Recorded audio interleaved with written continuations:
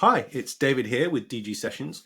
It's the beginning of February in 2024 as of when I'm recording this video, and I've just bought a Kemper power rack. This seems to have surprised a few of my guitar playing friends, so I thought I'd put together a little video explaining why I've chosen the power rack and not something like a Profiler player or Tone Master Pro or something more current and up to date. What's made me choose the power rack, and I want to talk a little bit about my thoughts and approach to modeling gear in general, and certainly how it's evolved over the last few years for me, anyway. First of all, why I've chosen the power rack specifically. Some people may be interested, other people, it'll probably be completely irrelevant. Take it with a pinch of salt, whatever works for you. I've chosen a power rack because I like the fact that it has a built-in power amp. It means that I can plug straight into a guitar amp. I don't have to worry about what to pair it with, whether I'm going to use a full range flat response, go into a power amp, into a guitar cab. I can just use my regular guitar cab and I don't have to worry about it. I know it sounds great. The second thing that really sold me on it again, as I've used one of these previously, I've come back to it, is the fact that I know I can power the remote off the unit itself. It means that the foot switch doesn't need its own separate power source at the front of the stage. I can just run the entire rig off one plug. Now, for some of you, that might be an important factor as well. For others, you're going to be thinking, I can just use a power strip. I don't need to worry about a power amp because I use in-ear monitors. And this kind of brings me to my thoughts and approaches on modeling in general. And the real reason and the important reason why I've chosen a power rack at this point when it's a nearly 12-year-old piece of gear. And that is because it has what I currently need from a piece of modeling gear. It ticks boxes for me. Prior to this, I had a quad Cortex, which I sold and then went to a Line 6 Helix.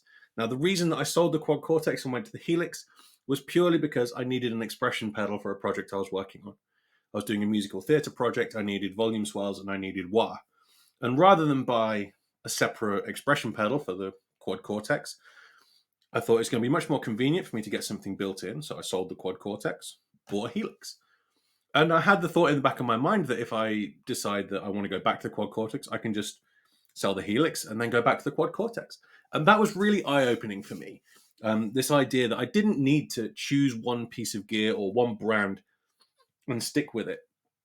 I could choose what worked for me for the time that I was using it. And I needed to accept the fact that as a professional guitarist, my requirements for pieces of gear change fairly regularly. You know, 1 week I could be doing a musical theatre gig. 2 weeks after that, I could be depping for a rock band. And then a few weeks after that, I could be going and doing a funk, pop, soul function gig. And it's okay to use different pieces of gear or need different pieces of gear for that. So at the moment, for what I'm currently needing, a power rack was the right solution for me. You know, for the reasons that I've said, the things that I wanted from my gear at the moment, that was the thing that ticked the boxes. So that's why I went for the power rack. One thing that didn't really factor in, and I don't think it should factor in for anybody at the moment, is sound quality. You know, this gets talked about quite a lot. You know, does the Kemper sound better than the Helix? Does the Tone Master Pro sound better than the Quad Cortex? And I think the truth of the matter is, at the moment, the pretty much everything sounds great or can sound great. I've heard players sounding absolutely phenomenal through pretty much all the current modeling gear. And anybody who thinks that one particular piece of gear sounds absolutely rubbish and another one sounds great either doesn't know how to use the gear or is lying. It's, you know, there's so many videos out there that anything that genuinely doesn't sound great is going to get pretty well identified pretty quickly through either YouTube channels, forum posts, Facebook posts, anything like that. It's not possible for a gear to be inherently bad at the moment, just because it'll never sell. People will find out about it too quickly, and everybody will know, and it just won't work. The product won't take off, and I think that's important to bear in mind. And it's easy to get caught in a rabbit hole where you're doing YouTube searches, Facebook searches, forum searches about choosing the right piece of gear for you, which sounds best, which is the right thing, which one's currently the best out of all the modelers. And the truth is, the best modeler for you is the one that does what you want it to. For me at the moment, that's a Kemper power rack.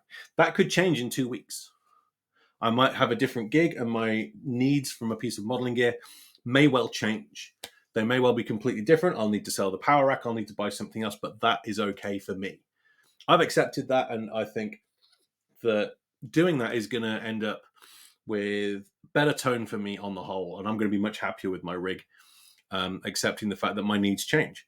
Some of you might just think, you know what, I want something that's just going to work. I'm going to stick with it no matter what.